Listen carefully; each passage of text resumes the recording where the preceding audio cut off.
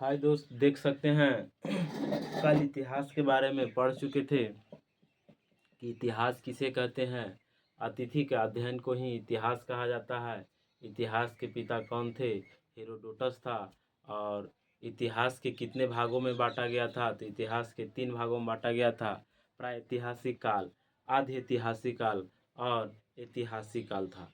प्रागैतिहासिक काल में बताए थे कि उसमें पाषाण काल पढ़ना है। जो पाषाण काल पढ़ना है, उसके बाद पूरा पाषाण काल पढ़ना है, मध्य पाषाण काल पढ़ना है और एक ठो नव पाषाण काल पढ़ना है, एक ठो ताम्र पाषाण काल पढ़ना है। तो ये कल पढ़ा चुके थे। उसके बाद आज चलेंगे आदि ऐतिहासिक काल में। तो आदि ऐतिहासिक काल, इसमें मनुष्य लिखा था जरूर लेकिन पढ़ नहीं पाया। मतलब इस लिपि को लिखा था इसमें आदि ऐतिहासिक काल में, लेकिन पढ़ा नहीं गया था। उसी को मतलब आदि ऐतिहासिक काल कहते हैं। आदि मतलब सिंधु सब इसमें पढ़ना आदि ऐतिहासिक काल में सिंधु सभ्यता के बारे में। तो की सिंधु सभ्यता,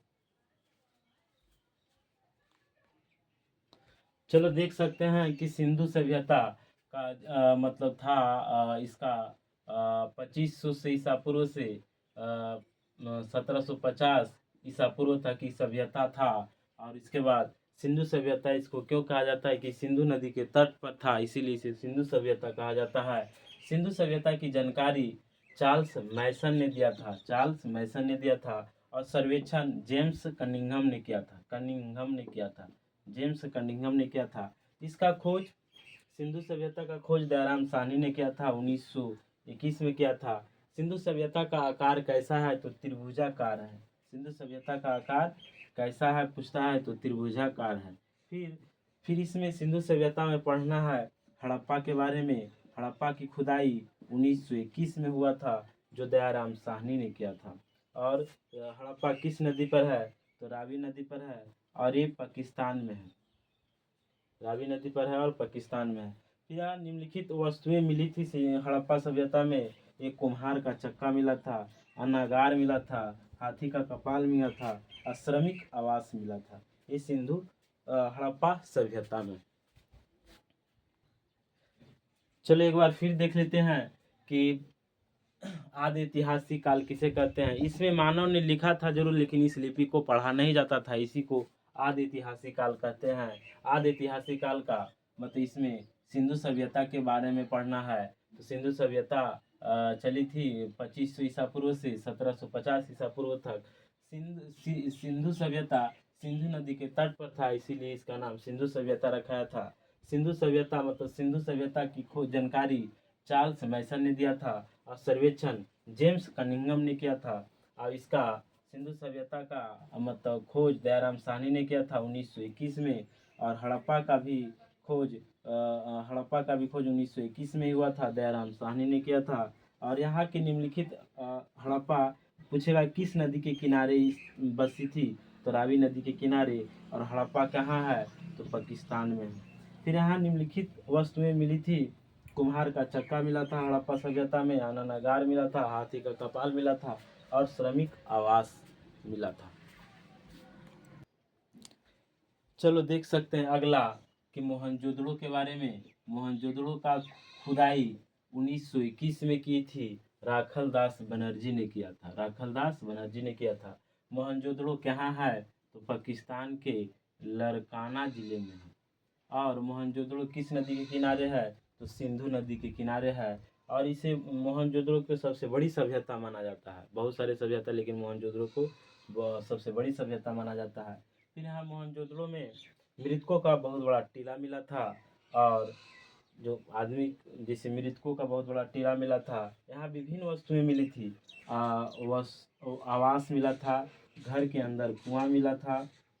आवास हो गया, घर के अंदर कुआं हो गया, और उसके बाद विशाल स्नानागार हो गया। सबसे चौड़ी सड़क मिली थी मोहनजोदड़ो में।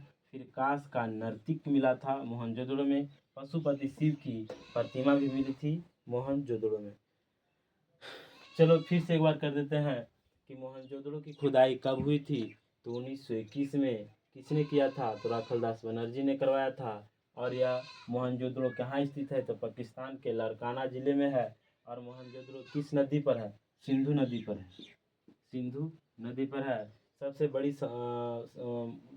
सिंधु सभ्यता में सबसे बड़ी सभ्यता कौन सी है? तो मोहनजोदड़ो है। मोहनजोदड़ो है। इसमें मृतकों का बहुत बड़ा टीला मिला था। इसमें मिलने वाले वस्तुएं थी, आवास था, कुआं में घर, कुआं में मतलब घर में कुआं था, विशाल स्नानागार था, पशुपति शिव का प्रतिमा मिला था, कांसे की नर्तिक मिली थी।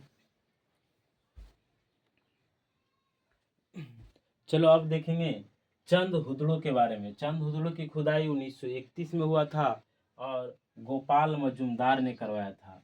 और चंद हुदड़ो कहाँ है? पाकिस्तान में है। यह एकमात्र शहर था जो दुर्ग रहित शहर था, मतलब बहुत गंदा शहर था। यहाँ एक औद्योगिक शहर भी मिला था।